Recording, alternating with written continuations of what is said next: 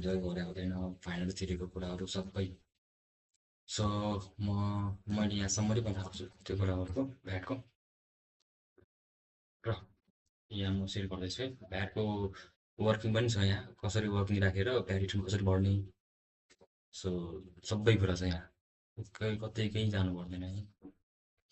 अनि ल अनि जुन यहाँ म भ्याटको कुरा गर्दैछु यो भ्याट एक्ट कहाँ छ भन्दाखेरि भ्याट एक्ट कता लागु हुन्छ जुन चाहिँ भ्याटमा रेजिस्टर छ त्यसलाई एप्लिकेट हुन्छ भ्याटमा रेजिस्टर छैन भनेपछि एप्लिकेट हुँदैन भ्याट।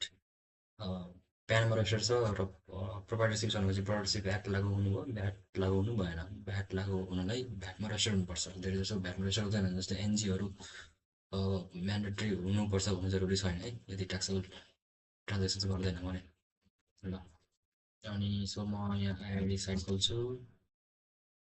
आइडी साइट खोल्दाखेरि कर कानुन ऐनभित्र गएर यहाँ आर्थिक ऐन छ इन्कम ट्याक्स एक्ट मूल्यवृद्धि कर ऐन भ्यालु ट्याक्स एक्ट भन्ने खोलेँ यहाँबाट। ठ्याक्कै रिसेन्टली म यहाँ डाउनलोड गर्दैछु है यही हो यहाँबाट फुल बेयर एक्ट हजुरले पढ्न पाउनुभयो। मैले डाउनलोड गरेँ ल अब भ्याट एक्टमा के छ for further registrations amount of sales of purchase of VAT rated goods services excluding VAT which is higher as per rule. अब रुलको कुरा छ यहाँ रुलको कुरा पनि गरिरहेको छ रुल पनि यहीँबाट हुनुहुन्छ। कर कानुन ऐन यहाँ भनेको नियमावली मूल्य अवृत्ति कर नियमावली छ क्या नियमावली भनेको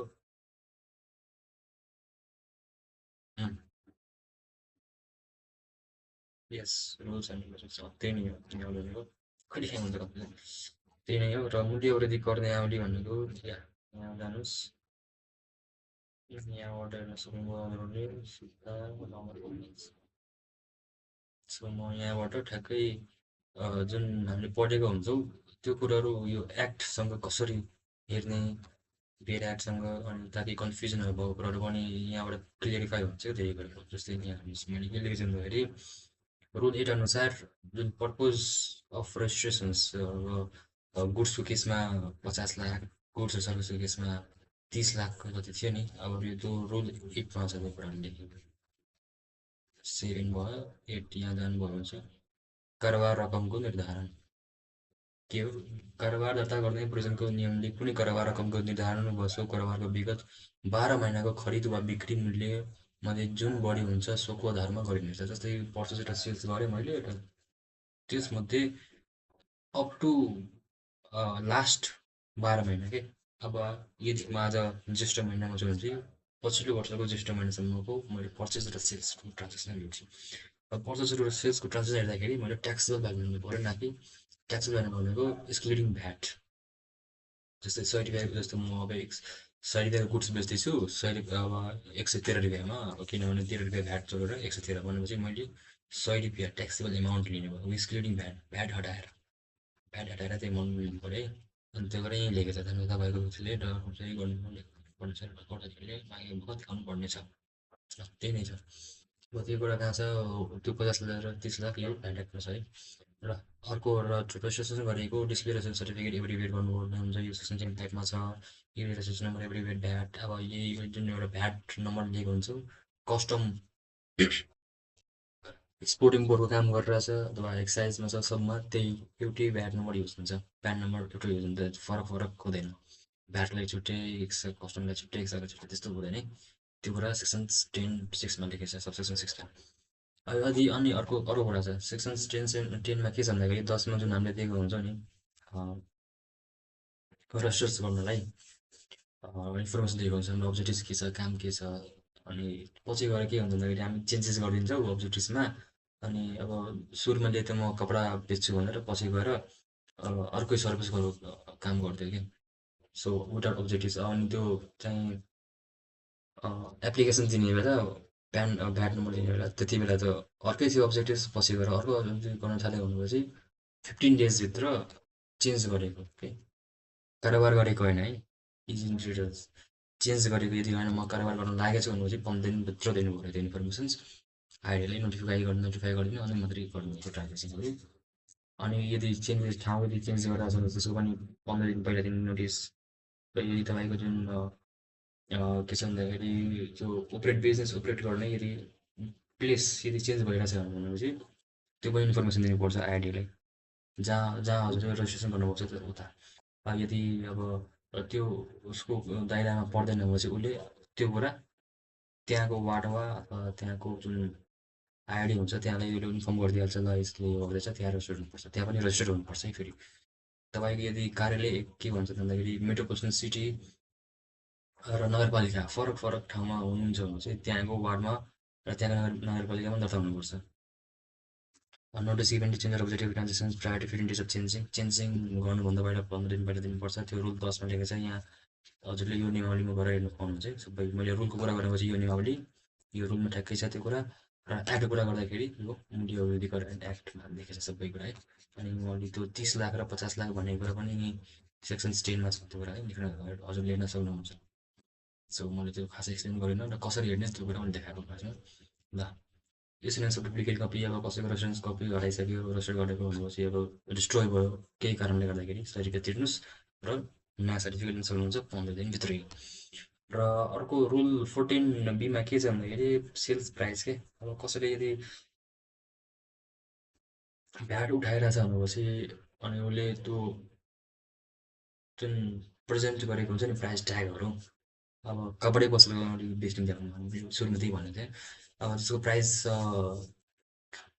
1000 एउटा कपडाको, अनि उसले विथ होइन कपडाको प्राइस त 900 छ, त्यसमा विथ इन्क्लुडिङ भ्याट छ भनेर यसो ट्याग प्राइस राख्न मिल्दैन। त्यो 1000 रुपियाँमा अलरेडी भ्याटै इन्क्लुड छ भनेर प्राइस ट्याग राख्नु पऱ्यो कि। छुट्टै छुट्टै भ्याट देखाउन सकेन त्यसले। अब यस्तै होटलमा जानुभयो, होटलमा मेन्यूको कार्डमा पनि तपाईँको प्राइस हुन्छ, त्यो इन्क्लुडिङ भ्याट हुन्छ, न कि एक्सक्लुडिङ भ्याट। जब तपाईँले बिल लिनुहुन्छ बिलमा छुटेर आएको हुन्छ त्यो कुरा कि त्यो एक्सक्लुडिङ भ्याट त्यो। अनि त्यो सुरुमा लेखेको हुन्छ यो भ्याट यो छ, के अरे प्राइस यो छ, अनि पछि गएर होइन यो तपाईँको त ट्याक्सेबल प्राइस हो, मानौँ 100 रुपियाँ मेन्यू प्राइसमा के थियो 100 रुपियाँ थियो प्राइस, पछि गएर बिल काट्ने बेला 113 रुपियाँ लिइदियो कि 93 रुपियाँ भ्याट हो भनेर त्यो लिनु पाएन। त्यो 100 रुपियाँ भनेको इन्क्लुडिङ भ्याट हो र इन्क्लुडिङ भ्याट नै हो, र तिनीहरूले विथ भ्याट भनेर देखाउनु पनि मिल्दैन क्या मेन्यू प्राइसमा। सो त्यही कुरा नै हो यसमा, इन्क्लुडिङ द भ्याट भनेर त्यो भनेर के कमर्सियल एक्जिबिसन सेल्स रुम होटलमा रेस्टुरेन्टमा बारमा जानुहोस्, place of transaction of place of supply including of ट्याक्सै हुन्छ त्यो कुरा है। र जहाँ चाहिँ ट्याग प्राइस लागेको हुन्छ सब विथ भ्याट हुन्छ, न कि एक्सक्लुडिङ भ्याट। अनि सो एकचोटि हामी त्यही एउटा होटलमा जाँदाखेरि त्यही भएको थियो। त्यहाँको दाइले अब खासै आइडिया थिएन उहाँलाई अब कसरी हुन्छ भनेर, अनि होटलको प्राइस राख्नुभएको थियो 2000, अनि बिल काट्ने बेलामा 2000 प्लस भ्याट राख्नुभएको थियो। तर हामीले यो कुरा भन्दा चाहिँ उहाँले डराउनु भएको थियो क्या। सर हामी चाहिँ अब अडिट गर्न आएको हौँ, अनि यहाँ बस्न कामले बसिरहेछौँ, अनि यो भन्नु चाहिँ उहाँले डराउनु भयो। सो त्यति बेला मैले यो कुरा ठ्याक्कै यहीँबाट देखाइदिएँ, सर यहाँ यहाँ लेखेको छ हेर्नुहोस्। अनि सो उहाँले उठाउनु भएन त्यो प्राइस चाहिँ, त्यो सुत्दिनु भयो। सो यो थाहा छ भनेपछि हजुरले सो नलेज छ भनेपछि बाहिर भन्न सक्नुहुन्छ है। यो कुरा हाम्रो रुल 14B मा लेखेको छ। र रुल 6A मा government body public institutions body contract recording consult services 4.5 lakh annually want to inform from registered persons. अब यो कुरा छ गभर्मेन्ट बडी अथवा कुनै पनि पब्लिक इन्स्टिट्युसन्सले कन्सल्टिङ सर्भिसेस अथवा एक्वायर गरिरहेछ भनेपछि 5 लाखभन्दा बढीको एनुअली भनेपछि रजिस्टर्ड पर्सन जो भ्याटमा अलरेडी रजिस्टर्ड छ त्योसँग मात्रै गर्नु पऱ्यो। बिल्डिङ अपार्टमेन्टको ओभर 50 लाखभन्दा बढी छ भने चाहिँ रजिस्टर्ड पर्सनबाट गर्नु पऱ्यो। यदि गर्दैन, यदि रजिस्टर्ड पर्सन छैन भनेपछि उसले आफै डिभोर्स गरेको काम के छ भन्दाखेरि अरूको भ्याट मैले उठाइदिने, कसले तिर्नुपर्ने भ्याट अरू मैले गएर तिर्दिने हो कि। रजिस्टर्ड पार्टीले कसैको भ्याट मानव मैले रजिस्टर छैन, मैले उसँग सर्भिस लिइरहेको छु रजिस्टर्ड पार्टीसँग भनेपछि रजिस्टर्ड पार्टीले मेरो भ्याट काटेर उसले बुझाइदिन्छ, त्यो भनेको रिभर्स चार्ज सिम्पल। अरूको मान्छेको भ्याट बुझाइदिनु भनेको रिभर्स चार्ज कन्सेप्ट हुन्छ, सेक्सन 8मा छ त्यो कुरा।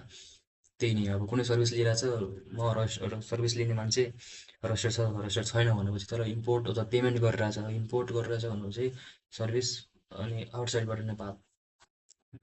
नेपाल बाहिरबाट उसले सर्भिस यदि इम्पोर्ट गरेर लिइरहेछ भने पेमेन्ट गर्ने बेला जुन सर्भिस प्रोभाइडर छ रजिस्टर होस् चाहे नहोस्, रजिस्टर भए पनि नभए पनि उसले पेमेन्ट गर्ने र रिभर्स चार्ज कन्सेप्ट अनुसार पेमेन्ट के अरे लिने, अनि भ्याट पनि उठाउने र त्यो भ्याट तिर्दिने आइडीलाई है। त्यसको लागि रजिस्टर गर्नु पर्दैन, त्यो हजुरले भ्याट बाहेक गर्न जानुपर्छ। तर धेरै जसो यो कुरा भनेको जो चाहिँ भ्याटमा रजिस्टर हुन्छ उसले मात्रै गर्छ, भ्याटमा नरेजिस्टर भएको मान्छेले गर्दै गर्दैन खासै यो कुरा। सो त्यही हो। अनि कहिले गर्ने त, पेमेन्टको अथवा रिसिप्ट अफ सर्भिसेस, पेमेन्ट गर्ने बेला रिसिप्ट अफ सर्भिसेस कहिले, रिसिप्ट सर्भिस कहिले लियो जुन सबभन्दा अगाडि आउँछ त्यति बेला उठाउने र तिर्दिने हो आइडीमा है, तिर्ने हो आइडीमा। अरू सेक्सन्स 12मा छ हजुरको taxable value, sale be price not money sex from reference यसमा। अनि ट्याक्सेबल भ्यालु जुन हजुरको जुन भ्याट निकाल्ने हुन्छ, ट्याक्सेबल भ्यालु भनेको यो ट्याक्सेबल भ्यालुमा भ्याट लाग्ने हो कि।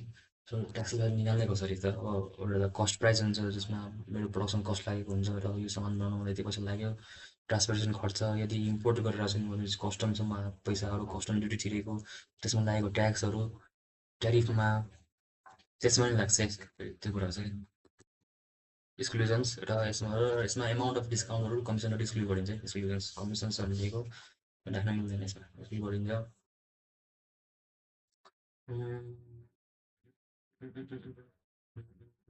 अनि यता यो कुरा भन्छ प्रफिट है, धेरैलाई यो पनि कन्फ्युजन हुन्छ, प्रफिटमा प्रफिट पनि इन्क्लुड हुन्छ यो कस्ट र र ट्याक्सेसहरू, जति पनि खर्च लागेको हुन्छ र त्यसमा प्रफिट जोड्ने, अनि आउँछ ट्याक्सेस भ्यालु र भ्याट आउँछ, अनि with VAT total amount payment हुन्छ।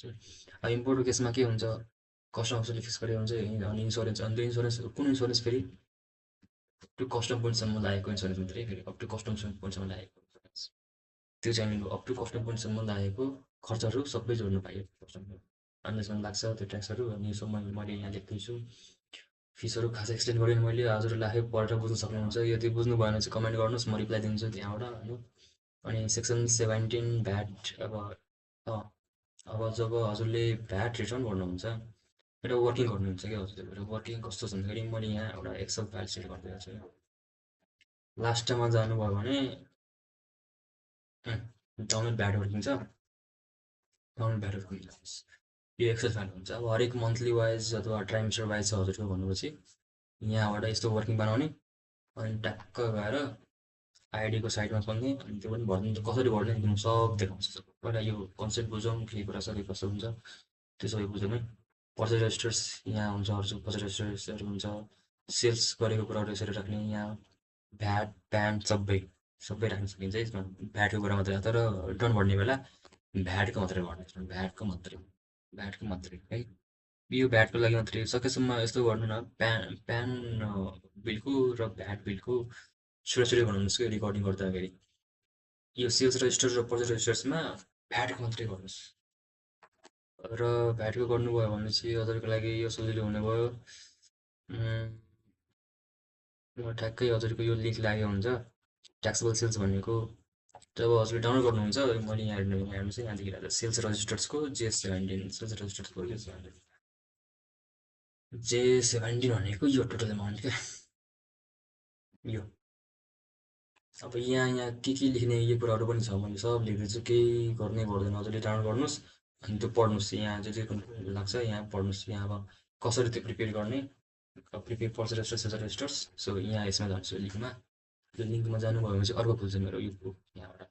अनि त्यो purchase register, sales register download गर्नु पऱ्यो भने चाहिँ हजुरले यसमा जानुहोस्, क्लिक गर्नुहोस् पर्चेज रेजिस्टर्स, अनि डाउनलोड गर्न सक्नुहुन्छ हजुरले। एउटा मैले सानो एक्जाम्पल पनि राख्दैछु, सो त्यहाँबाट पनि गर्न सक्नुभयो, आफै हो सबै।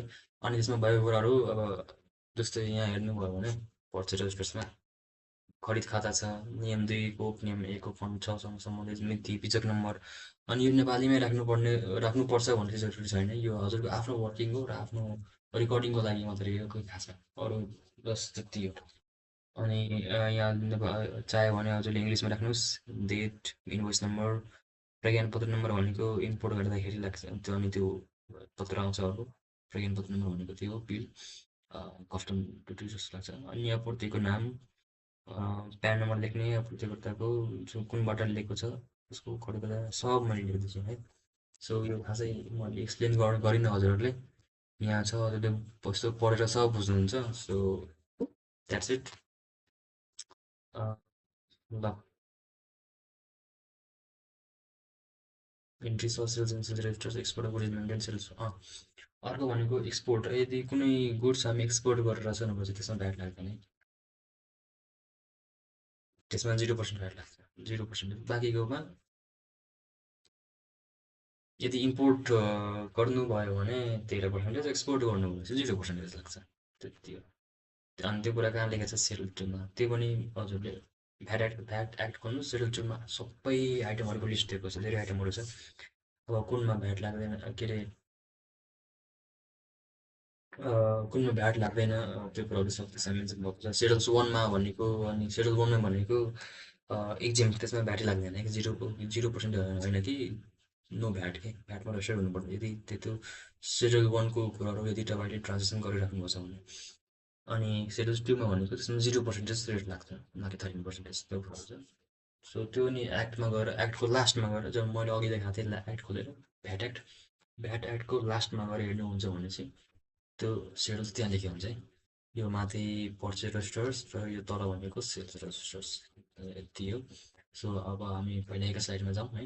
अनि मैले भ्याट वर्किङ हजुरलाई सेयर गर्दै है, यो हजुरले यहाँ टक्क गएर डाउनलोड गर्न सक्नुहुन्छ। यहाँतिर कन्ट्रोल ए गर्नुहोस्, कन्ट्रोल सी गर्नुहोस्, एक्सेलमा आउँछ है यो। अनि यो यसरी डिटेल्स बनाउनु हरेक महिना वाइज, डेट अफ फाइलिङ भनेको कहिले हो, अनि डिपोजिट डेट कहिले डिपोजिट गर्नुभयो हरेक महिनाको अथवा हरेक ट्राइमेस्टर वाइज, अनि पहिले फाइलिङ डेट कहिले हुन्छ, सबमिसन नम्बरहरू पनि राख्नुहोस् यो गर्ने बेला सबै।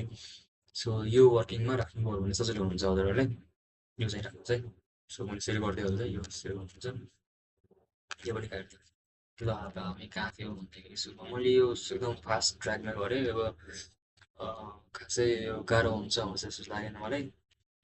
अनि अनि यो कुराहरू हुन्छ चाहिँ अब जसले भ्याट रिटर्न्स भरेर हुन्छ, अनि के कुरा डिडक्ट गर्ने, अनि के कुरा त्यसमा राख्नु हुँदैन। अब हजुरले जति पनि सेल्स गर्नुहुन्छ, त्यो सेल्स भनेको त हजुरले भ्याट उठाउनु भयो गभर्मेन्टको लागि, अनि त्यो भ्याट तिर्ने हो। अनि पर्चेस गर्दाखेरि मैले भ्याट त्यो पर्चेस गरे जस्तै मानौँ मैले अब एउटा मसिन किनेँ 1 लाखमा, अनि त्यसमा मैले 1,13,000 पैसा तिरेको, 13,000 मैले छुट, त्यो एउटा क्रेडिट जुन भ्याट तिरेको थिएँ मैले, जुन बिजनेसमा युज गरिरहेको छु, बिजनेसमा युज गरे बापत मैले क्रेडिट लिन पाएँ क्या भ्याट। अनि त्यो भ्याट क्रेडिटमा धेरैले कन्फ्युजन हुन्छ, के कुरा इन्क्लुड गर्ने, के कुरा इन्क्लुड नगर्ने भनेर। अब त्यो कुरा सेक्सन 17 मा लेखेको छ।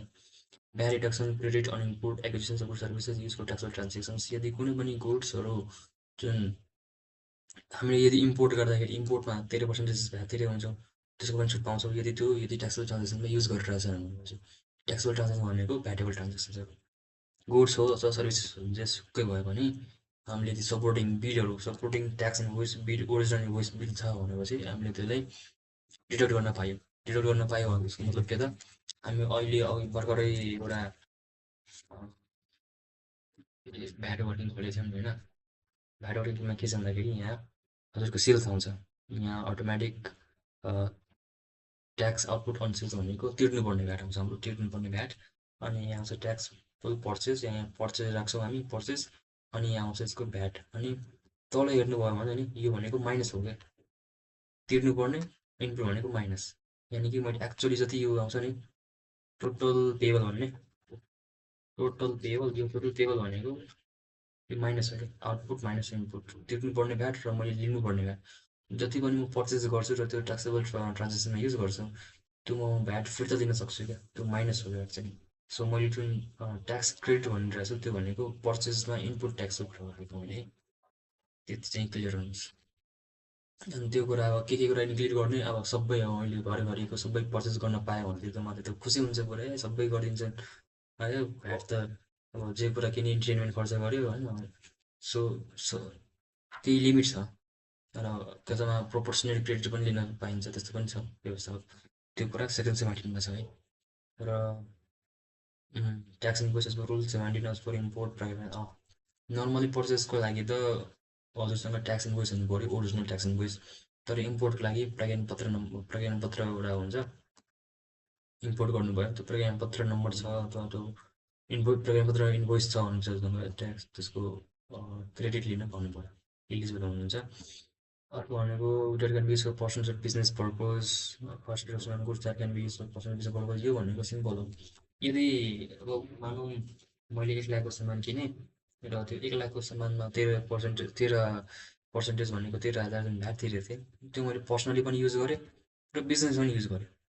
सो मैले त्यसमा बिजनेसमा कति पर्सेन्टेज युज गरेँ, बिजनेसमा जति पर्सेन्टेज युज, मैले यहाँ सुरुमा के भनेको थिएँ, ट्याक्सेबल ट्रान्जेक्सन्स क्या, बिजनेस ट्याक्सेबल ट्रान्जेक्सनमा अब यदि अनि यो यसमा यो के हुन्छ भने ट्याक्सेबल ट्रान्जेक्सन भनेको बिजनेसमा चाहिँ बिजनेस पर्पजको लागि चाहिँ जति युज गरेँ जति पर्सेन्टेज अब पर्सेन्टेजेस छैन भनेपछि सेल्सको रेसियो लिने क्या। अब हुनसक्छ नि त मैले आधी टाइम भनौँ मैले गुड्स आधी बिजनेसमा युज गरेँ आधी जति मैले बिजनेसमा युज गरेको हुन्छ त्यति मात्रै छिटो पाउनुभयो हजुरले।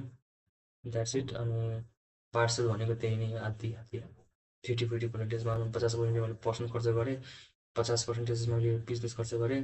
सो बिजनेसमा जति युज गर्नुहुन्छ त्यति मात्रै हजुर क्रेडिट क्लेम गर्नु भएन पर्सनल एक्सपेन्सेस क्लेमै गर्नु भएन यसमा। पर्सनली लागि मैले अब खाजा खाएको थिएँ अब पर्सनली मेरो व्यक्तिगत खर्च हो र मैले कम्पनीको नाममा देखाउन पाएन है त्यसरी त्यसरी हुँदैन। अनि रुल 41 हजुर गर्नु ब्याड रिडक्सन बेभरेज अल्कोहल यहाँ छ रक्सी खानु रक्सी अहिले बिजनेसमै यदि युज यदि तपाईँको त्यो मेन काम हो भने बेभरेज बेच्ने यदि दारू रक्सीहरू बेच्ने तपाईँको काम हो भनेपछि छुट पाउनुभयो।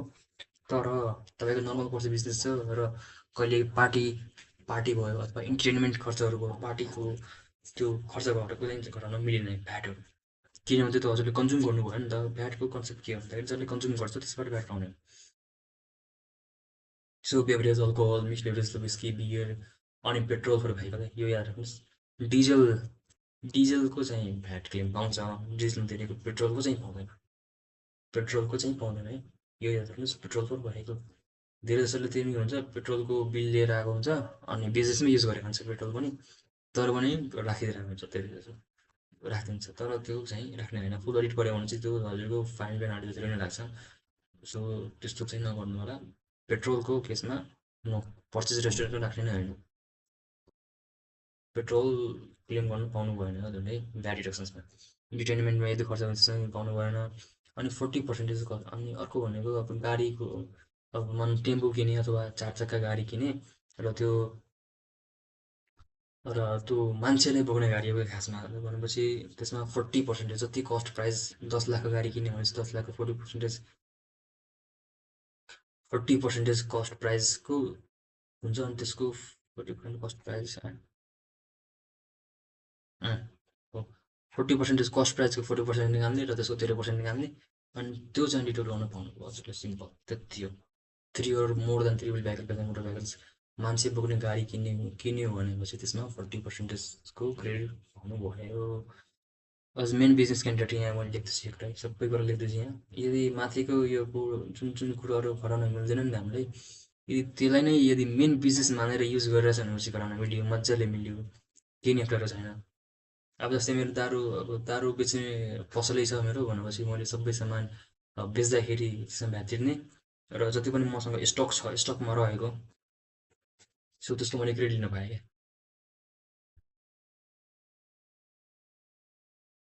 र credit if evaluation 1 year of the invoice and credit if utilize only once र हेर्नुहोस् अब रुल 39 छ त्यो कुरा रुल 39 के छ भन्दाखेरि अब यदि कुनै मानव एउटा महिनाको पर्चेज मैले क्लेम गर्नु छुट्यो र अथवा एउटा महिनाको कसैले पार्टीले के गरे भन्दाखेरि एउटा मन्थमा सामान बेच्यो तर बिल चाहिँ ढिलो दिने गर्छ है कसै कसैले। सो त्यो केसमा के हुन्छ भन्दाखेरि कुनै पनि बिल जसको सपोर्टिङ छ ट्याक्स इन्भोइस छ तर त्यो गर्नुपर्ने थियो तर मिस्टेकली त्यो महिना गरिएन भनेपछि हजुरले 1 वर्षसम्म त्यो इन्भोइसको डेट अनुसार 1 वर्षसम्म हजुरले क्लेम गर्न पाउनुभयो एकचोटि मात्रै फेरि एकचोटि मात्रै। मैले अब invoice and credit utilise only once त्यो चाहिँ रुल 39(2) लेखेको छ त्यो कुराहरू हेर्न सक्नुहुन्छ। बाँकी भनेको प्रोफेसनल क्रेडिट जुन माथि मैले पर्सनल र बिजनेसको कुरा गरेको थिएँ त्यस्तै छ त्यस्तै कन्सेप्ट यो पनि त्यस्तै हो तर यसमा के छ भन्दाखेरि यदि मानौँ कुनै यस्तो बिजनेस छ जसले यस्तो कारोबार गर्दैछ कि एउटा एक्जिम गुड्स मानव हस्तकलाहरू तपाईँको जसो ह्यान्डिक्राफ्टहरू भ्याट एक्जिम्ट हुन्छ त्यसमा भ्याटै लाग्दैन क्या। सो मैले त्यसमा पनि युज गरेँ बाँकीको अर्को गार्मेन्ट्स भनेको त्यसमा चाहिँ कपडा त्यसमा चाहिँ भ्याट लाग्छ भनेपछि त्यसमा त्यो जुन मैले र मेटेरियल्स इम्पोर्ट गरेँ त्यो त ट्याक्सेबल छ भ्याटेबल छ त्यसमा मैले भ्याट तिरेँ मैले त्यो भ्याट मैले कति पर्सेन्टेज त्यो चाहिँ अनुमान गर्ने अब अनुमान गर्ने यदि छैन भने चाहिँ सेल्स रेसियो लिने त्यो पनि छ रुलमै छ मेन्सन सेल्स रेसियो लिने भनेर हुन त डाइरेक्ट मेटेरियल लिने अब कतिको छ भनेपछि थाहा हुन्छ आफूलाई त्यही अनुसार राख्ने। सो मैले कति पर्सेन्टेज अथवा सेल्स रेसियो डाइरेक्ट यहीँ छ त्यो पनि रुल 40मै लेखेको छ त्यो कुरा सेल्स रेसियो क्यान टेकन र मैले नन ट्याक्सेबलमा र ट्याक्सेबलमा कतिको युज गरेँ अनि त्यो बेसिसमा मात्रै अब जस्तै 40% मैले ट्याक्सेबलमा युज गरेँ भनेपछि त्योमा भनेको के अरे जुन मैले र मेटेरियल्स युज गरेँ अनि जसमा तिरेको भ्याटको इन्टु 40% ट्याक्सेबलमा जति युज गरेछ त्यति मात्रै क्रेडिट लिनु भन्नुभयो है। अनि credit taken but not use for tax transaction traders sold at market value. अब क्रेडिट लिइसकेछ अलरेडी मैले के गरेँ पर्दा रिटर्न रेजिस्ट्रेसन राखेँ र मैले भ्याट रिटर्न भरिदिएँ र मैले क्रेडिट पनि लिएँ। क्रेडिट लिइसकेपछि तर मैले त्यो के गरेँ भ्याट के अरे नन ट्याक्सेबलमा त्यसमा भ्याटै लाग्दैन त्यसमा मैले युज गरेँ भनेपछि त्यो मान्य हुँदैन। त्यो भ्याटहरूले फेरि रिभर्स गर्नुपर्छ। त्यो भ्याट रिटर्न बढ्ने बेला जब अर्को महिना बढ्नु हुन्छ जुन पछिल्लो मन्थमा लिएको क्रेडिट फेरि रिभर्स गर्नुपर्छ त्यो तिर्नु पर्ने हुन्छ त्यही। सो द्याट्स इट त्यही भनेको यदि तिर्नु भएन भने चाहिँ खासमा रुल अनुसार तिर्नुपर्ने हुन्छ। अर्को it can taken but not use for taxable transactions status hold at market value. तर अब कुनै मानौँ अब जस्तै गुड्सहरू छ मैले कतै युजै गरेन कि अब स्टकमा छ अब त्यो स्टक डेट एक्सपायर भइसक्यो अब फालिदियो अथवा कतै चोरी भइसक्यो भने चाहिँ त्यसलाई यो यदि हजुरसँग सबुत छैन भने चाहिँ त्यसलाई treated as sold at market value नै मान्छ त्यसलाई। अब यसलाई सेम जस्ट माथि के सस्तै भयो यसलाई but not use for taxable transactions. यदि अब त्यही अब ट्याक्सेबल ट्रान्जेक्सन छ तर त्यसमा अब जुनमा मैले पछिल्लो मन्थ क्रेडिट लिएको थिएँ त्यो सामान मैले युजै गरेन कि ट्याक्सेबल गुड्समा भनेपछि त्यसलाई मार्केट भ्यालुमा सोल्ड गरेको मान्ने र जति पनि क्रेडिट लिएको थियो त्यो सबै रिभर्स गरेर रिभर्स तिर्नु पऱ्यो। Credit only if substantiated by document proper document हुनु पऱ्यो सपोर्टिङ गर्नुपर्छ त्यसको लागि ट्याक्स इन्भोइस बिल। यो खासै अब यो यसको रुल त छ तर यो अहिलेसम्म चाहिँ प्र्याक्टिकली मैले देखाएको छैन है। यो अनि मेरो साथीहरूले पनि देखाएको छैन यो कुरा चाहिँ यो प्र्याक्टिकली सस्पेन्ड गर्ने काम चाहिँ तर रुलमा चाहिँ छ 6 मन्थसम्म गर्नुभयो भने सस्पेन्ड गरिदिन्छ यो छ रुलमा छ। अब यहाँ छ to tax paid for good damage tax paid for any good damage or lost as a result of erosion thefts. Erosions भनेको के हो एरोसन भनेको आगो आगो हुने हो आगो लागेको प्रोसेस। यदि हजुरको कुनै कुराहरू डेट एक्सपायर भयो र त्यसमा हजुरले भ्याट तिर्नु भएको थियो भनेपछि होइन भ्याट तिर्नु भएको थियो भ्याट तिर्नु भएको थियो तर त्यो गुड्स मैले कन्ज्युमै गर्न सकेन अथवा बेच्न सकेन भनेपछि त्यसमा उसले क्रेडिट लिन पाउनुभयो त्यो कुराहरू त्यसको सपोर्टिङ हुनुपर्छ है। केही सबुत अथवा ड्यामेज भएछ गुड्सको त स्टकमा त हुनु पऱ्यो नि गल्तीमा ड्यामेजै गुड्स त हुनु पऱ्यो नि सो त्यो ड्यामेज गुड्समा चाहिँ लिन पाउनुहुन्छ। अनि अर्को भनेको एभ्रिबडी ट्याक्स यो संक्षिप्त कर विचक भन्छ यसलाई। यो संक्षिप्त कर विचक भनेको अप टु 10,000सम्म संक्षिप्त कर विचक इस्यु गर्न पाइन्छ। त्यसको लागि पनि आइडीलाई नोटिस दिएर इस्यु गर्नुपर्ने हुन्छ। एभ्रिबडी चाहिँ सानो हुन्छ र एभ्रिबडी ट्याक्स इन्भोइस यदि हजुरसँग एभ्रिबडी ट्याक्स इन्भोइस छ भनेपछि त्यो चाहिँ क्रेडिट क्लेम गर्न पाउनुहुन्न है। सो त्यो क्रेडिट क्लेम गर्नुलाई ट्याक्स इन्भोइसै हुनुपर्छ। Tax invoice only tax invoice जसमा भ्याट क्यालकुलेट गरेको हुन्छ। अब त्यो कस्तो फर्मेट हुन्छ अब त्यो मैले इक्जाम्पल भनेर राख्दैछु हजुरलाई त्यो पनि त्यसमा एक्सेल सिटमा हेर्न सक्नुहुन्छ है तलको एक्सेल सिट त्यो भ्याट अफ एक्सेल सिटमा। र अर्को भनेको no tax applicable tax invoice okay यो भइसक्यो। अब तर माथि हेर्नुहुन्छ भने चाहिँ मैले यसमा के छ भन्दाखेरि क्रेडिट ओन्ली सब्सटेन्टिएटेड बाई डकुमेन्ट्स अब कि त सपोर्टिङ चाहियो अनि त्यसपछि मात्र हजुरले क्रेडिट क्लेम गर्न पाउनुभयो। तर अब कुनै ट्याक्सेसहरू कहिलेकाहीँ गभर्मेन्टले पनि ट्याक्स रिभर्स भ्याटहरू पे गरिदिन्छन्। गभर्मेन्टले कसरी भन्दाखेरि अब कुनै ट्याक्सेबल सामान छ र मैले गभर्मेन्टलाई सर्भिस दिएँ अथवा गभर्मेन्टले बेचिदिएँ भनेपछि गभर्मेन्ट त रेजिस्टर्ड हुँदैन गभर्मेन्ट भ्याटमा रेजिस्टर्ड भएन। तर गभर्मेन्टले भ्याट र रेजिस्टरसँग ट्याक्सेबल ट्रान्जेक्सन गऱ्यो भनेपछि उसले के गर्छ गभर्मेन्टले भ्याटको उसले आफैबाट उठाइदिन्छ। पहिला कन्सेप्ट थियो 30% भन्नुपर्ने तर त्यो कुरा अब हटिसकेको छ। सो गभर्मेन्टलाई तिरेको भ्याट र त्यसको सपोर्टिङको रूपमा भनेको एउटा रिसिप्ट दिएको हुन्छ त्यो रिसिप्ट राख्नुहोस् त्यसमा भ्याट इन्भोइस चाहिन्छ भन्ने जरुरी छैन गभर्मेन्टको केसमा। सो विदाउट ट्याक्स इन्भोइस चाहिँ यसमा सपोर्टिङ भनेको छैन विदाउट सपोर्टिङ भनेको छैन विदाउट ट्याक्स इन्भोइस भनेको छ। सपोर्टिङ चाहिँ हुनु पऱ्यो रिसिप्ट दिएको हुन्छ गभर्मेन्टबाट त्यो चाहिँ हुनु पऱ्यो।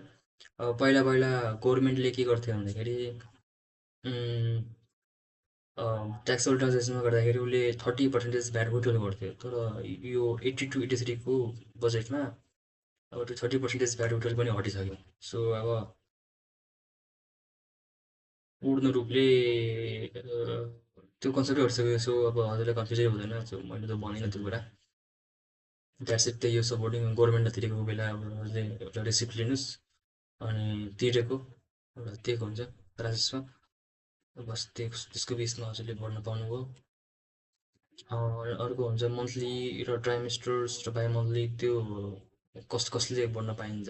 मन्थलीको लागि यदि 1 करोडभन्दा मात्रै छ भने चाहिँ मन्थली नै भर्नुपर्छ, म्यान्डेटरी हो त्यो कुरा।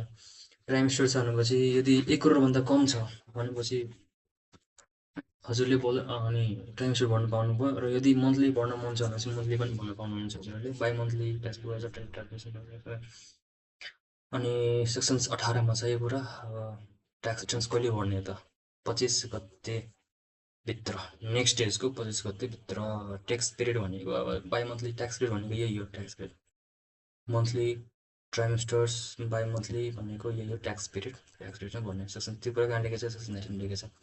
सेक्सन्स 19 भनेको अब यदि पे गरेन भने does not pay addition tax charge of 10% per impose from 26 days unable circumstances. यदि ट्याक्स पे गरेन भनेपछि हजुरको 10% एक्स्ट्रा लाग्छ है। तर यो नि, तर 15% इन्ट्रेस्ट जस्तो काटेर हुन्छ। यो भनेको एडिसनल चार्ज हो। यो पनि लेखेको अहिलेसम्म खासै देखेको छैन मैले। यो पनि छ, हुन त छ, तर खासै काट्दैन यो। यो पनि देखेको छैन मैले, प्र्याक्टिकली यो कुरा देखेकै छैन। मैले कतिको भेरिफिकेसन गरिसकेँ तर यो अहिलेसम्म 10% बढी तिर्ने भनेर देखाएको छैन। सो यो एप्लिकेबल हुँदैन। हुन त छ, गर्नुपर्ने हो खासमा यो सेक्सन 19 अनुसार त। 15% हजुरको इन्ट्रेस्ट लाग्छ नतिरेकोमा। सो 15% इन्ट्रेस्ट काटिन्छ, परेन, त्यही हो। A department may amend those tax returns submitted within deadlines by tax if required within 7 days from the submission date from the यो 18(4) अनुसार, सेक्सन्स 18 सबसेक्सन 4 अनुसार यो माथिको जुन कुरा छ यो सेक्सन 19को, यो कुनै कुनैमा फलो पनि हुनसक्छ। यो मैले प्र्याक्टिकली फलो नगरेको देखेको मात्रै हो यो, तर एक्ट अनुसार फलो गर्नुपर्छ है, हाम्रो एक्टमा छ यो कुरा। र पहिला के थियो भन्दाखेरि यदि हजुरले भ्यारिएसन्स भरिफाई भइसक्यो भनेपछि हजुर त्यसलाई एडिटै गर्न सक्नुहुँदैन कि। सो त्यहाँ आइडीमा एप्लिकेसन दिएर के झमेला हुन्थ्यो अनि एडिट गर्न मिल्थ्यो क्या। तर यो पालिको बजेट अनुसार के छ भन्दाखेरि यदि केही ट्याक्स रिटर्न्सहरू सबमिट गर्नुभयो with deadline tax required within 7 days from the submissions date of the returns by following prescribe procedure within 7 submit गरिसकेपछि भरिफाइड भनेको छैन यसमा, भरिफाइड भनेको छैन, ट्याक्स रिटर्न सबमिट गरेको छ यसमा, त्यसमा वर्डिङै थिएछ।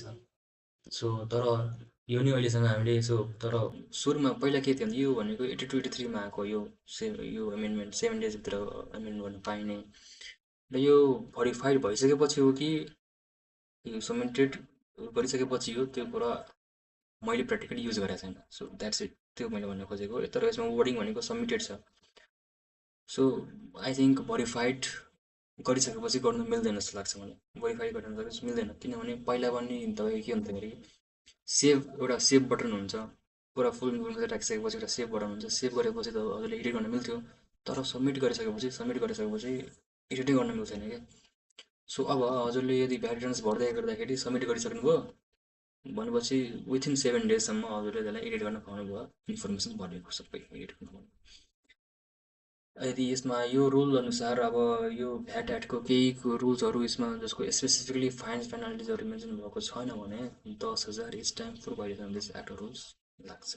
यो सेक्सन 29 अनुसार 10,000 चाहिँ लाग्ने भन्नुभयो है।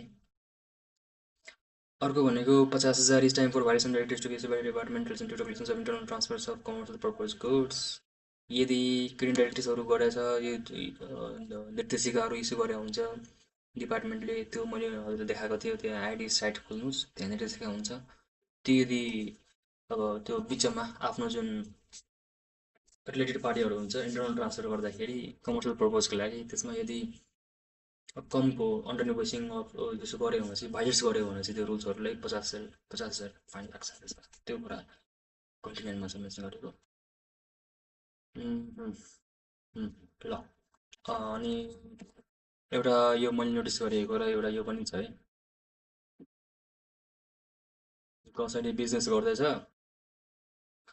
र बिचमा आएर उसलाई के लाग्यो भन्दाखेरि होइन, कहिले हामीले यसो जुन कहिले रत्न पार्कमा जाने भएपछि एउटा मेला टाइपको लागेको हुन्छ क्या। त्यो मेला त्यो सानोतिनो हुन्छ नि अब पुरा सम्हालिदिने अनि त्यो फेयर टाइपको एक्जिबिसन्स प्रोग्राम खोल्ने अनि त्यो प्रोग्राम गर्दाखेरि त उसले त सबै सामानहरू बेच्छ सबै एडभर्टाइज पनि गर्छ सामानहरू पनि बेच्छ अनि त्यो केसमा यदि भ्याट रेस्टर छ भने चाहिँ केही नि गर्नु परेन भ्याट रेस्टर्स पर्छन् जस्तै सबै कुरा त्यसले ट्याक्स इन्भोइस युज गर्न पाइयो अनि आफ्नो भ्याट जुन रजिस्टर छ त्यही नम्बरै युज गर्नु पायो तर जुन चाहिँ भ्याट रजिस्टर छैन यदि उसले फेयर एक्जिबिसन्स र मेला टाइपको हजुरले हेर्न सक्नुहुन्छ बाहिर जुत्ता मेलाहरू के मेलाहरू खोल्या हुन्छ सो त्यस्तो टाइपको एक्जिबिसन्स प्रोग्रामहरू गरिरहेको छ भने चाहिँ रजिस्टर छ भने चाहिँ केही नफ्टारो परेन यदि रजिस्टर छैन भने भोलिन्टियर रजिस्टर्स हुने रजिस्टर छैन भने चाहिँ भोलिन्टियर रजिस्टर्स हुने कमेन्समेन्ट अफ ट्रान्जेक्सन्स गर्नुभन्दा पहिला र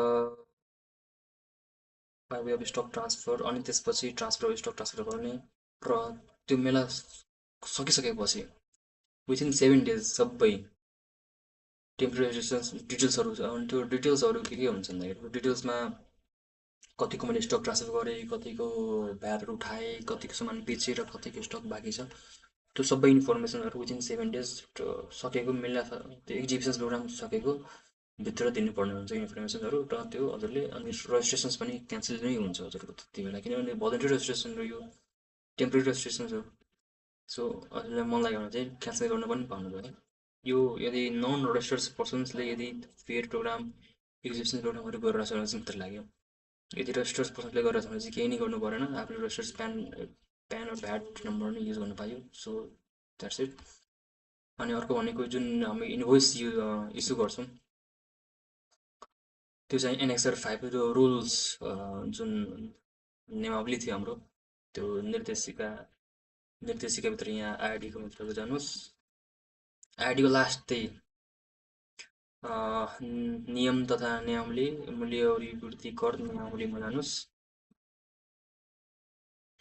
यसमा यो खोल्नुभयो भने यसको लास्टतिर मैले अघि खोलेको थिएँ काटिसकेँ यसको यही पेजको डाउनलोड गर्नुहोस् अनि एकदम लास्टमा जानुभयो भने चाहिँ यो एनेक्जरहरू भेटाउनुहुन्छ क्या हजुरले annexure 5 you can find annexure at last rule of ID मैले यहाँ पनि लेख्दैछु सो के नि अप्ठ्यारो परेन हजुरहरूलाई एनेक्जर 5 नर्मल ट्याक्स इन्भोइसहरू कसरी हुन्छ त्यसको फर्मेट कसरी हुन्छ जुन मैले जुन अघि माथि भनेको थिएँ त्यो पर्चेस गर्दाखेरि कुन ट्याक्स इन्भोइस लिनु हुँदाखेरि ट्याक्स इन्भोइस लेखेको हुन्छ कर बिजक र कर बिजकको फर्मेट कस्तो हुन्छ त्यो एनएचआर 5 मा लेखेको छ अनि इन्सुरेन्स कम्पनीले युज गर्ने इन्भोइसको फर्मेट 5A मा छ एनएचआर 5A मा एभ्रीबडी संक्षिप्त कर बिजक जारी गर्नेको 6 मा छ एनएचआर 6 मा छ त्यो फर्मेटहरू हजुर हेर्न पाउनुहुन्छ अरू भनेको भ्याट पेनाल्टिजहरू 705 मा रजिस्ट्रेसन के अरे त्यो रजिस्ट्रेसन सर्टिफिकेट डिस्प्ले नगरेको भयो हरेक यदि आइडी अफिसर आयो अनि हेर्दाखेरि ल यसमा त रजिस्ट्रेसन भएको छ मान्छेले सो सर्टिफिकेट यदि देखेन भने चाहिँ उसले 1000 रुपियाँ फाइन थपिदिन्छ सिधा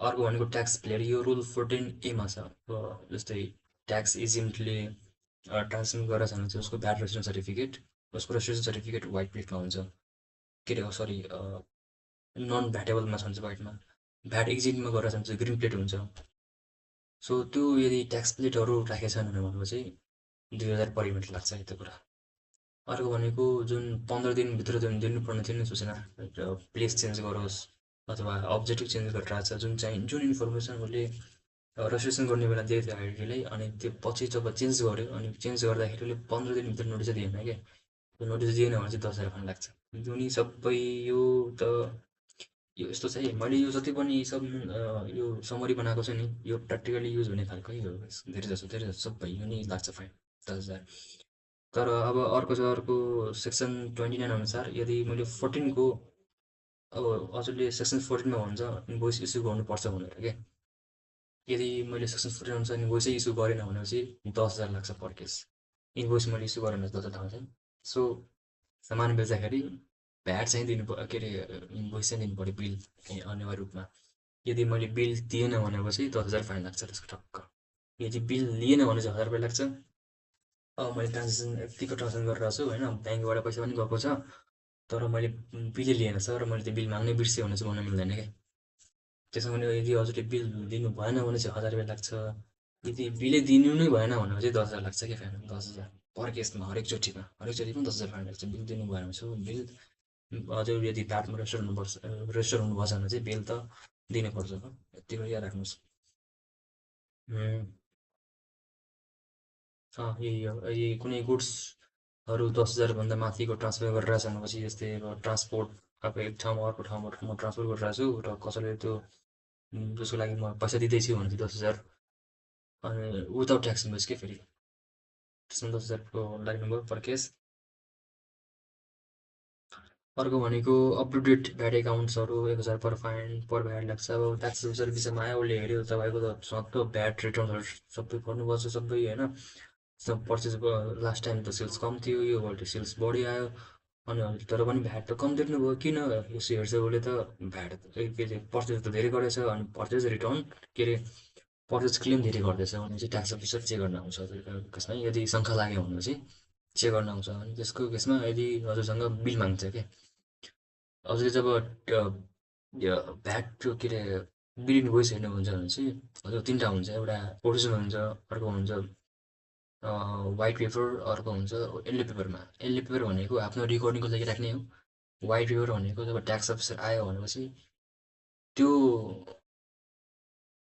त्यो बिल ट्याक्स अफिसले दिने अनि बाँकी जुन ओरिजिनल हुन्छ हाम्रो तिनवटा हुन्छ टिसिएस भ्याटमा सो ओरिजिनल चाहिँ भारलाई दिने हो र एउटा आफू राख्ने हो र एउटा वाइटवाला ट्याक्स अफिसर आयो भने चाहिँ दिने हो एउटा एउटा आफू नै डकुमेन्टेसन लगाइराख्ने हो डिटेल्स एकाउन्ट्स लागि है र आइडिया आयो र अफिसरलाई मैले के गरेँ भन्दाखेरि इन्सपेक्सनको लागि जाँच्न दिएन कि अफिसरलाई भनेपछि 20,000 फाइन जाँच्न यदि मनाही गरेँ भनेपछि डिनाइ गऱ्यो भने चाहिँ मलाई 20,000 रुपियाँ फाइन लाग्छ सो यति कुरा बुझ्नु पऱ्यो हजुरले section 29 section 16 no user use of attest purchase book documents not return till 6 years okay अब हरेक डकुमेन्ट्सहरू अनि जुन सेल्स प्याडको बेचेको कुराहरू बाँकी भ्याटसँग रिलेटेड जति पनि डकुमेन्ट्स हुन्छ त्यो चाहिँ 6 वर्षसम्म 6 वर्षसम्म चाहिँ राख्नुपर्छ यदि गरेछन् भनेपछि 10,000 लाग्छ हरेक वर्ष जाँच्न आउँछ हरेक वर्ष यदि छैन भनेपछि हजुरको 10,000 रुपियाँ फाइन ट्याक्कै लाग्छ यो मैले अघि नै भनिसकेँ हजुरलाई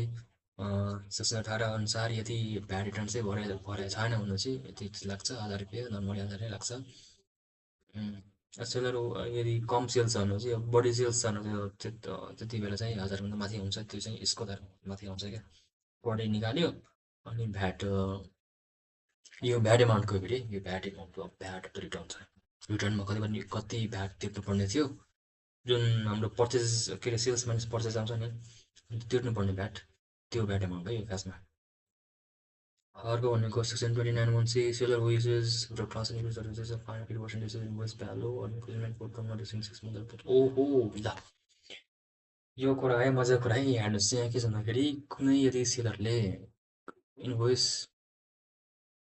इस्यु गरिदियो क्या यो धेरै नै घट्छ क्या थाहा नै हुँदैन धेरै कुरा यहाँ हेर्नुहोस् के छ जेल पनि हुन्छ यसमा सामान बेचेकै छैन अनि उसले इन्भोइस काटिदियो ल ए हजुरले त पर्चेसमा गर्नु पाउनुहुन्छ किनभने हामीले त जुन भ्याट क्लेम छ भ्याट क्लेम त बिलको बेसिसमा गर्ने हो होइन म त फेक बिल काटिदिन्छु हाम्रोमा सेल्स थ्रो देखिन्छ हजुरकोमा नि पर्चेस त क्लेम गर्नु पाउनुहुन्छ भनेपछि विदाउट केही तर गुड्स एक्चुअलीमा ट्रान्सफरै भएको छैन तर अज पर एकाउन्ट अनुसार के अरे बिल फेक बिल बनाइदियो कि त्यतिकै बिल बनाइदियो भनेपछि त्यति बेला 50% जति इन्भोइस एमाउन्ट हुन्छ भ्याट एमाउन्ट होइन इन्भोइस एमाउन्टको 50% फाइन ल 50% फाइन तिर कि त इम्पोर्चमेन्ट 6 महिना जेल जाऊ अथवा कि त दुबई फाइन पनि तिर जेल पनि जाऊ 6 महिनाभन्दा माथि हुँदैन है 6 महिना जेल हुन्छ कुनै गुड्सहरू बेचेको छैन सर्भिस पनि दिएको छैन तर बिल मैले काटिदियो त्यतिकै काटिदियो भनेपछि त्यो केसमा सेक्सन 29(1)(c) अनुसार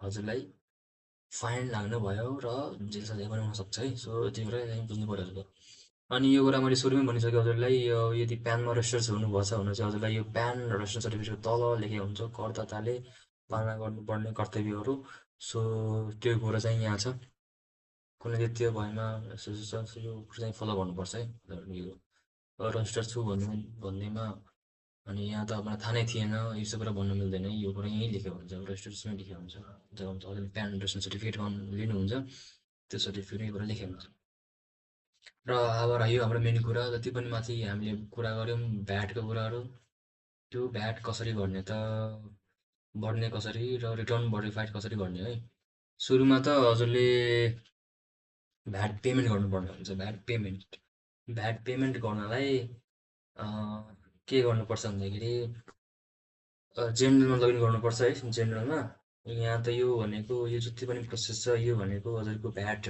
रिटर्न, यो रिटर्न भर्नेको प्रोसेस हो। मैले यो फोटो पनि हाल्दैछु है ताकि अप्ठ्यारो नहोस् भनेर। VAT not living list of schedules one यहाँ छ सेक्सन्स 5(3) अनुसार के छ भन्दाखेरि सेडल वानमा भ्याट लिभिङ यो भनेको भ्याट एक्जिम गुड्स हो। अनि also not deduct credit if use in VAT VAT एक्जिमले अघि नै भनेछ प्रपर्टी क्रेडिटको केसमा यदि भ्याट एक्जिमको गुड्समा यदि युज गरेर भने चाहिँ हामीले गर्न पाएन सेडल्स लोनहरू इन्भेस्ट भएको गुड्सहरूमा। ओके, सो क्रेडिट पनि लिन पाएन, भ्याट पनि नतिर्ने। अब भ्याट तिरेकै छैन भनेपछि त क्रेडिट के लिने भयो, क्रेडिट के लिने, अब जुनमा भ्याट तिरेको हुन्छ त्यसमा त क्रेडिट लिने हो नि त हामी। सो अनि त्यो भ्याट अनि त्यो सेल्स कहाँ पाउँछ भने भ्याट एडको नै भ्याट एडको लास्टतिर हुन्छ है। एनेक्जरहरू न्याउलीमा खोल्नु, न्याउलीको लास्टमा पाउनुहुन्छ एनेक्जर। र सेडल भनेको एक्टकै भ्याट एक्टको एकदम लास्ट पेजमा जानुभयो चाहिँ सेडल 1 र सेडल 2 लेखेको हुन्छ क्या। सेडल 1 भनेको भ्याट एक्जिम जुनमा भ्याट लाग्दैन, र सेडल 2 भनेको त्यसमा चाहिँ 0% भ्याट लाग्ने कुराहरू हुन्छ।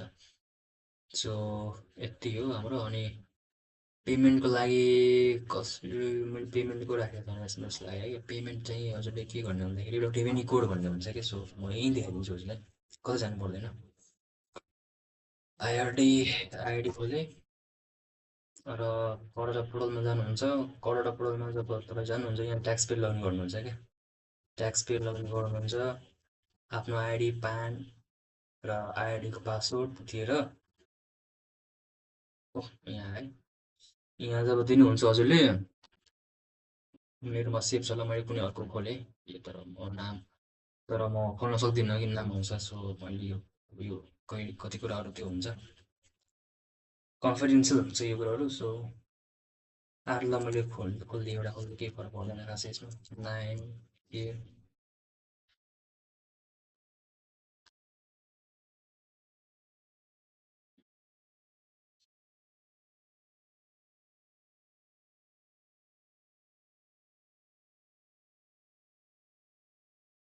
ल मैले एउटाको खोलेँ भनेपछि यहाँ चाहिँ के छ भन्दाखेरि यहाँ जब तपाईँ जानुहुन्छ मुवाकर बकियो यो भनेको भ्याट कति मेरो पेबल छ यहाँ भने -1 -2 रिसिभल, मैले दुईवटा बढी पेमेन्ट गरेको थिएँ त्यो रिसिभल देखिरहेको छ यहाँ। अनि सुरुमा जति पनि मैले जुन भ्याट वर्किङ गरेको हुन्छु भ्याट वर्किङमा पेबल भ्याट त्यो चाहिँ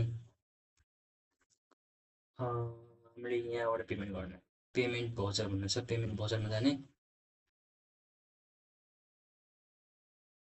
पेमेन्ट भाउचरमा जाँदाखेरि हजुरको यस्तो खुल्छ है।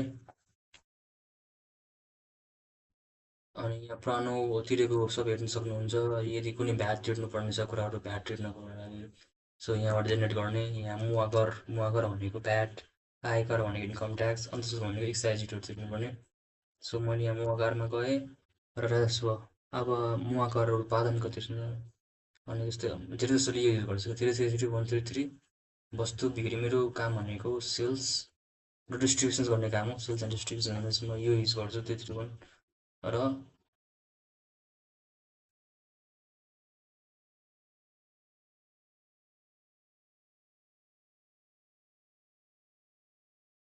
कर निर्धारण, के भने कर विवरण राख्नुहोस् न र कति एमाउन्ट तिर्नुपर्ने छ र कुन आय वर्ष छ यो चाहिँ सिलेक्ट गर्नुहोस् र जेनेरेट गर्नुहोस्। र जेनेरेट गर्दाखेरि हजुरको पेमेन्टको अप्सन पनि आउँछ, यो अनलाइन पेमेन्ट गर्न सक्नुहुन्छ। र पेमेन्ट गरिसकेपछि सकेसम्म सुरुमा पहिला पेमेन्टै गर्नुहोस्, त्यसपछि रिटर्न भेरिफाई गर्नुहोस् है। यो सुरुमा रिटर्न भेरिफाई गरेर पेमेन्ट गर्न सक्नुहुन्छ, तर लास्ट टाइम हजुर के हुन्छ भेरिफाई हुँदैन क्या, तर हल्का इस्यु आइरहेको हुन्छ। सो त्यो नि गर्न सक्नुहुन्छ, तर दुबईको डेडलाइन भनेको 25 गतेसम्म छ। सो यहाँ छ रिटर्न भेरिफाई कसरी गर्ने त, अघि जुन हामीले भ्याट वर्किङ खोलेको थियौँ भ्याट वर्किङ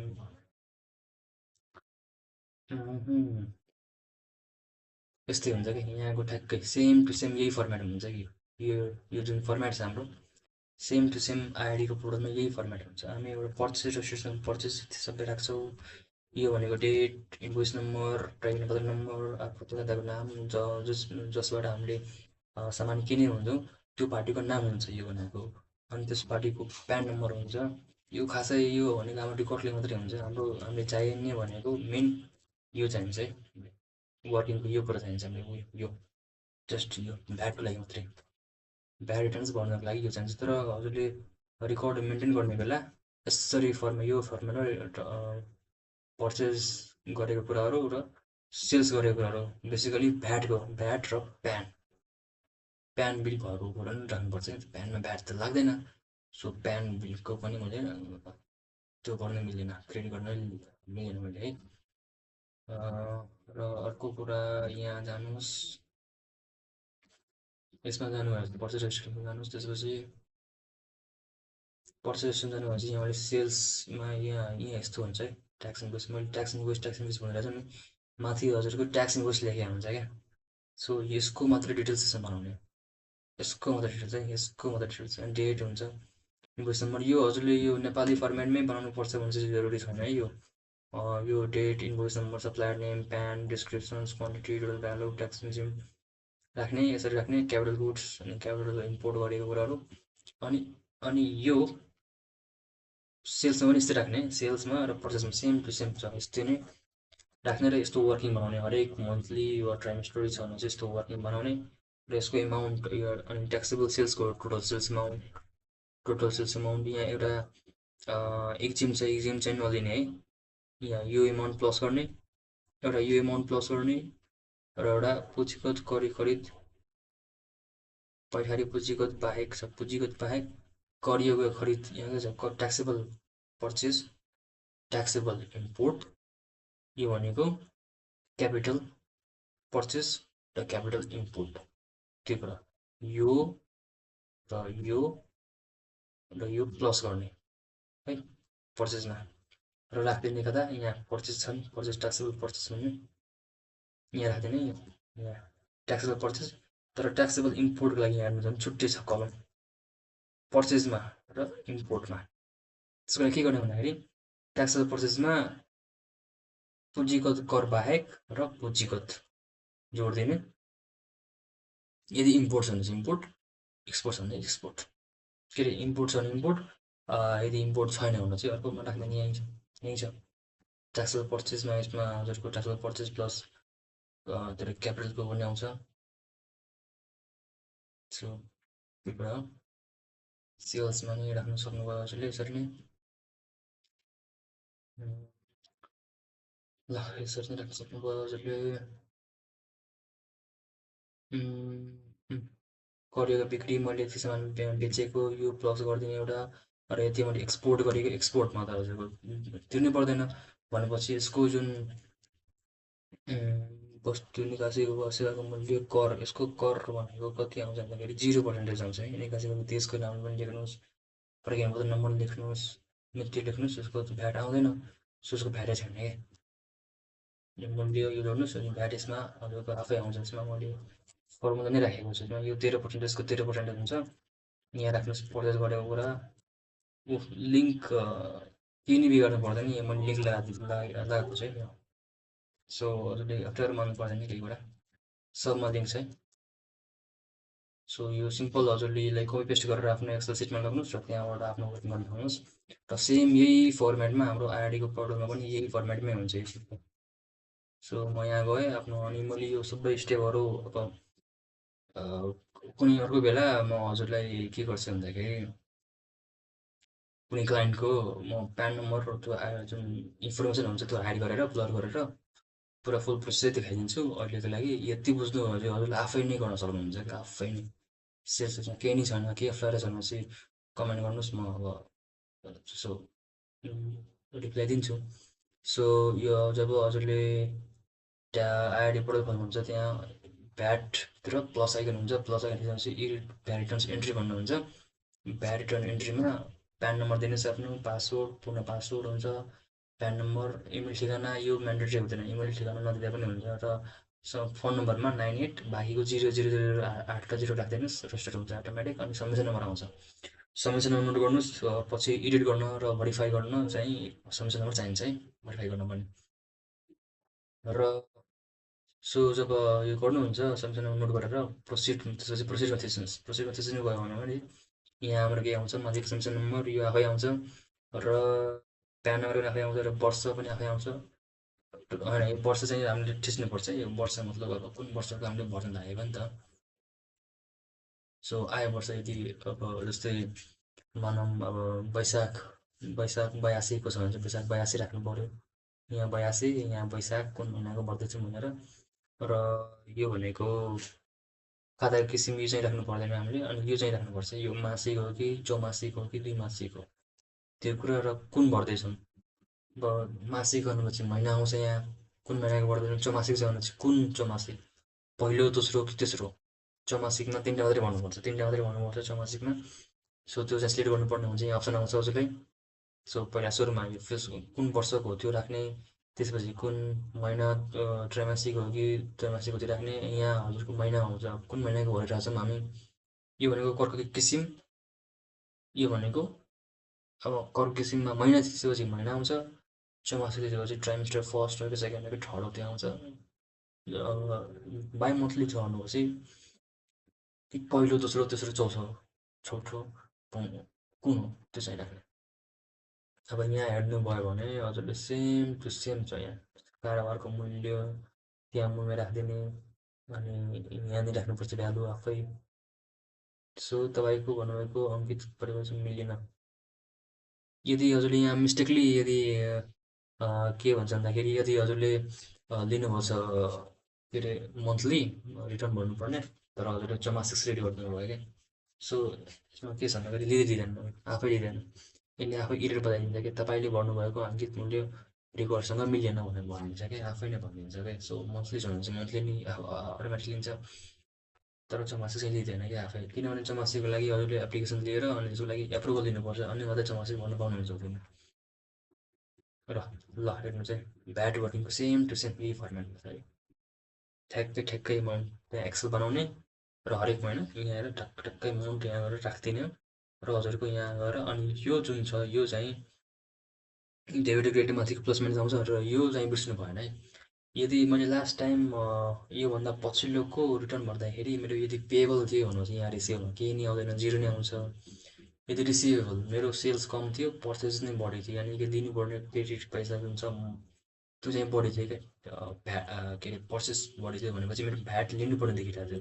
भ्याट लिनुपर्ने देखिरहेको छ भनेपछि यहाँ माइनसमा राख्ने एमाउन्ट, के अरे गत महिनाको मिलान गर्न बाँकी क्रेडिट एमाउन्ट यहाँ राखेर माइनस, त्यो चाहिँ यो एमाउन्ट चाहिँ छुट्याउनु भएन है। यो क्रेडिट चाहिँ राम्रोसँग क्यारी फरवर्ड गर्नुपर्छ। यदि यो यहाँ हजुरको लास्ट मन्थ त पैसा लिन बाँकी थियो, तर क्रेडिट के अरे त्यो प्याड क्रेडिट, तर हजुरले मिस्टेकली छुट्याउनु भयो भनेपछि चाहिँ झ्याउ हुन्छ, धेरै नै एप्लिकेसन दिनुपर्छ आइडीमा, त्यसपछि के हुन्छ ट्यान्ड हेरिदिन्छ क्या।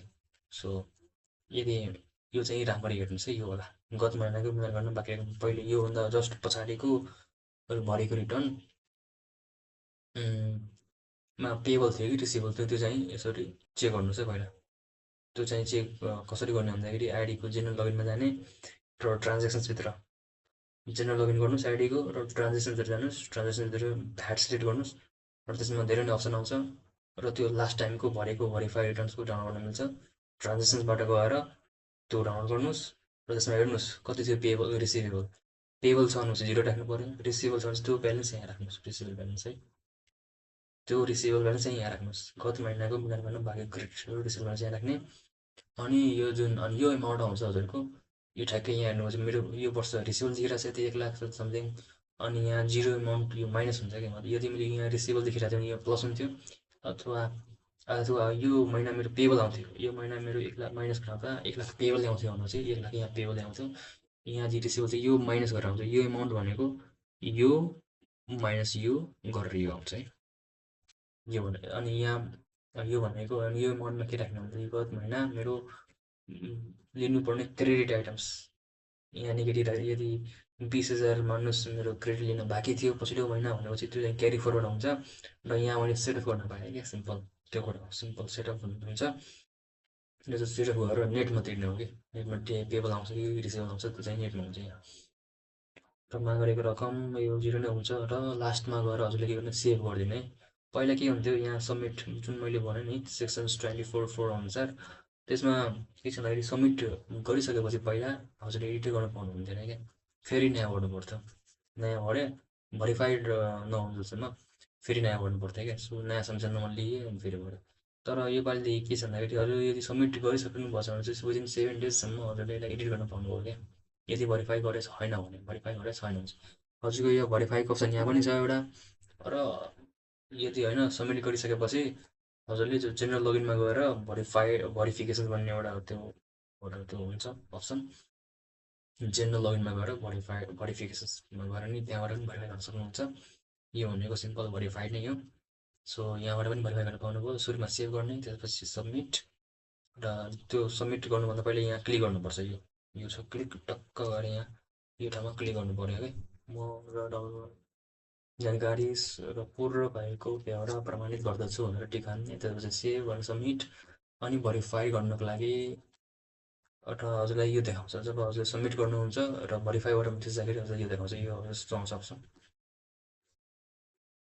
ल यसमा क्लिक गर्नु चाहिँ यो यहाँ पनि त्यही छ। यस्तो क्लिक गर्ने, त्यसपछि सबमिटमा जाने, सबमिटमा सबमिट गरिदिने। ल अब सबमिट, अब यसमा यस्तो हुन्छ क्या, अब मानौँ मैले जुन सुरुमा हजुरलाई भनेको थिएँ नि, यो गत महिनाको मिलान गर्ने क्रेडिट आइटम्स, यो चाहिँ एकदम राम्रोसँग हेर्नुपर्छ। अब यो यदि यसमा मिले छैन भने चाहिँ यसले एरर देखाइदिन्छ क्या आफै। चेक एरर, ट्याक्स प्रिभियस इयरको ट्याक्स मिले छैन भने चाहिँ यसले देखाइदिन्छ क्या। प्रकारको गल्तीहरू छन् र कृपया विवरण जानुको लागि गल्तीहरू सच्याउनु होला भनेर। अब कहिलेकाहीँ अब ह्याङ भएको हुन्छ अनि त्यही माथि लिदियो भने चाहिँ कसैले भनेको रिसिभेबल ब्यालेन्स चाहिँ क्यारी फर भएन चाहिँ दुःख जान्छ क्या। सो धेरै नै हुन्छ कहिलेकाहीँ कहिलेकाहीँ त्यस्तो हुन्छ। नत्र यो रिटर्न हजुरको भरिफाई नै हुँदैन क्या। सो त्यस्तो चिन्ता मान्नुपर्ने केही पनि छैन। हो के भयो भनेर सो केही नै अप्ठ्यारो मान्नु पर्दैन। यदि हजुरले लास्ट टाइमको क्रेडिट ब्यालेन्स मिले छैन भने यहाँ क्यारी फरवार्ड गर्न, के अरे भरिफाइडै गर्नु मान्दैन कि यसले एरर देखाइदिन्छ एडले आफै। सो तपाईँको विवरण सबमिसन्स भयो, तपाईँको सबमिसन नम्बर यो हुन्छ। सबमिटमा थिचेपछि हजुरको लास्टमा फेरि एउटा सबमिसन नम्बर आउँछ भरिफाई गर्नको लागि। र त्यो भरिफाईमा थिच्नुहुन्छ, हजुरको त्यहाँ युजर नेम भनेको प्यान र पासवर्ड माग्छ। त्यो दुवै दिइसकेपछि भरिफाई गर्नु थिच्नुहोस्, हजुरको भरिफाइड हुन्छ। र त्यो भरिफाई भइसकेपछि हजुरको भ्याट रिटर्न सक्सेसफुली भरिफाइड हुन्छ र भ्याट रिटर्न्स भरियो। पेमेन्ट पनि भइसक्यो। सुरुमा पेमेन्ट बजार जेनेरेट गरेर पेमेन्ट पेमेन्ट पनि भइसक्यो र हजुरको रिटर्न्स पनि भरिफाई भइसक्यो भने चाहिँ क्लियर। हरेक महिना यसरी नै गर्दै जाने यो प्रोसेस। र यो सुरुमा चाहिँ अप्ठ्यारो पर्छ, त्यसपछि सजिलो हुँदै हुन्छ। फेरि खासै अप्ठ्यारो पर्दैन। मेन कुरा यसमा हेर्नुपर्ने के छ भन्दाखेरि धेरैले के गर्छ भन्दाखेरि सिम्पल हाम्रो पर्चेस त छ, सेल्स त छ, सेल्स जति बेचेको सबै राखिदिन्छु अनि पर्चेस गरेको सबै क्लेम गरिदिन्छु भनेर सोचिरहेको हुन्छ क्या। धेरैले नै सोचिरहेको हुन्छ क्या। सो मिस्टेक हुने चान्स के हुन्छ, पर्चेसमा छुट्याएको मेन गल्ती भनेको भ्याट रिभर्स चार्जेस हुन्छ नि।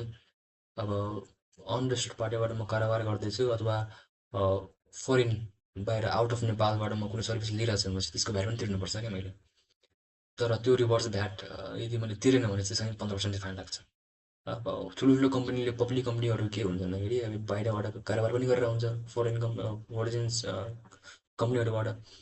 सो मैले देखेअनुसार धेरै कम्पनीहरूले आफै नै त्यो चालु भएर आफै नै भर्न खोजिरहेको हुन्छ। त्यसमा अनि छुट्याएको हुन्छ मेन गल्ती भनेको फर्स्ट त्यही भ्याट रिभर्सको कुराहरू र इन्टरटेनमेन्ट खर्चहरू जुन क्लेमै गर्न मिल्दैन क्या। पेट्रोलको खर्चहरू हुन्छ, सो त्यो नि क्लेममा हालिदिन्छ क्या। सो त्यो कुराहरू क्लेम गर्न मिल्दैन। पर्सनल टाइपको नेचरहरू, पर्सनली बिजनेसमा युज गरेको छैन, पर्सनली युज गरेको छ त्यो पनि राखिदिन्छ। कसैले धेरै नै युज गर्छ, सो त्यस्तो कुराहरू राख्नु भएन। त्यति नै हो। अनि मैले एउटा हजुरलाई के भन्नु थिएँ भन्दाखेरि जुन भ्याटको जुन तिर्नुपर्ने हुन्छ नि, भ्याट जस्तै एसएसटी हुन्छ, अरू पनि तिर्नु, जति पनि जुन हाम्रो ट्याक्ससँग रिलेटेड कुरा पेमेन्ट गर्नुपर्ने हुन्छ नि, त्यसको एउटा कोड हुन्छ कि।